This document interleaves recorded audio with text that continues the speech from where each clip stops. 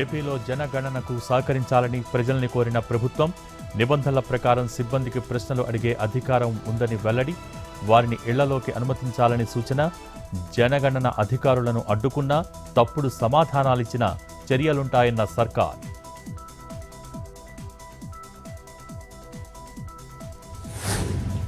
ఉగ్రవాదాన్ని మించిన ఉన్మాదంతో జగన్ రాజకీయాలు చేస్తున్నారు. వైసీపీ అధినేతపై మంత్రి నారాయణ ఫైర్, గొడ్డలి పార్టీకి రాష్ట్రంలో శాశ్వతంగా రాజకీయ సమాధి కట్టాలన్న మినిస్టర్.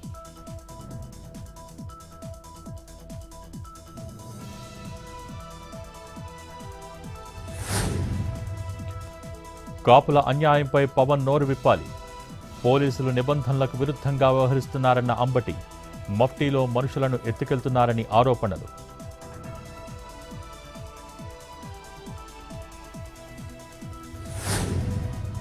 హైదరాబాద్ బజార్ ఘాట్లో టాస్క్ ఫోర్స్ పోలీసుల తనిఖీలు, ఈ సిగరెట్లను సరఫరా చేస్తున్న గోదాంలో సోదాలు. ముంబై, ఢిల్లీ నుంచి సిగరెట్లు తీసుకొచ్చి నగరంలో అమ్మకాలు. 6గురిని అదుపులోకి తీసుకున్న పోలీసులు. విద్యార్థులే టార్గెట్ ఈ సిగరెట్ల అమ్మకాలు.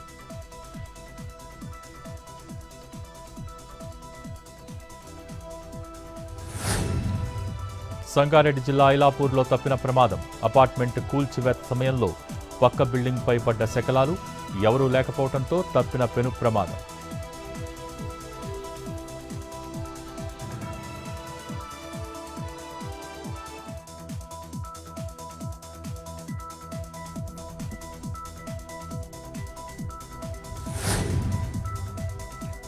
జగిత్యాల జిల్లాలో అత్తను కరెంట్ షాక్తో చంపేందుకు అల్లుడు ప్లాన్. తలుపులకు విద్యుత్తును అమర్చిన అల్లుడు, డోర్ తెరవగానే కరెంట్ షాక్, స్వల్పంగా గాయపడ్డ అత్త రాజవ్వ. భార్యను కాపురానికి పంపటం లేదన్న కోపంతో చంపాలని ప్లాన్. జగదేవ్పేటలో ఘటన.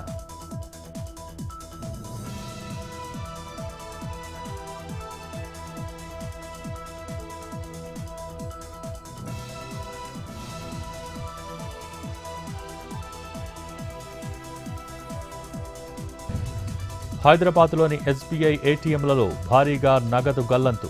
ఎస్ఆర్ నగర్ పోలీస్ స్టేషన్లో ఫిర్యాదు. 1,20,00,000కు పైగా నగదు మాయమైనట్టు కంప్లైంట్.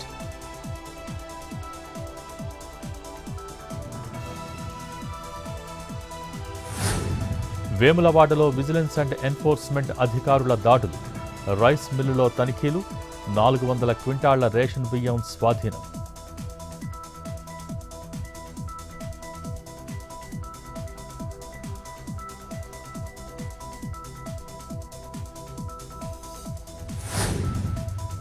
ఏలూరు జిల్లా పోలవరం మండలంలో టైగర్ టెన్షన్. కొత్తూరు సమీపంలోని గంగానమ్మ మడుగు వద్ద సంచారం. జనం అప్రమత్తంగా ఉండాలని అధికారుల హెచ్చరికలు.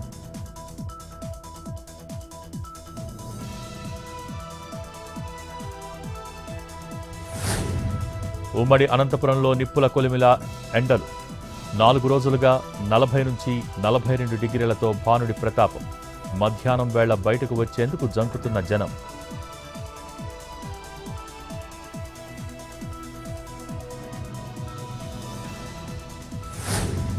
ప్రముఖ గాయని ఆశా భోన్స్లే కన్నుమూత. రేపు సాయంత్రం ముంబైలోని శివాజీ పార్కులో అంత్యక్రియ.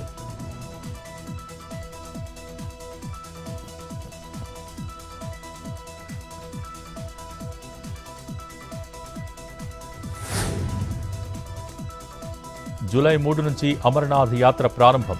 ఆగస్టు 28 వరకు సాగనున్న యాత్ర. భక్తులు ఏప్రిల్ 15 నుంచి రిజిస్ట్రేషన్స్ చేసుకోవచ్చన్న అధికారులు.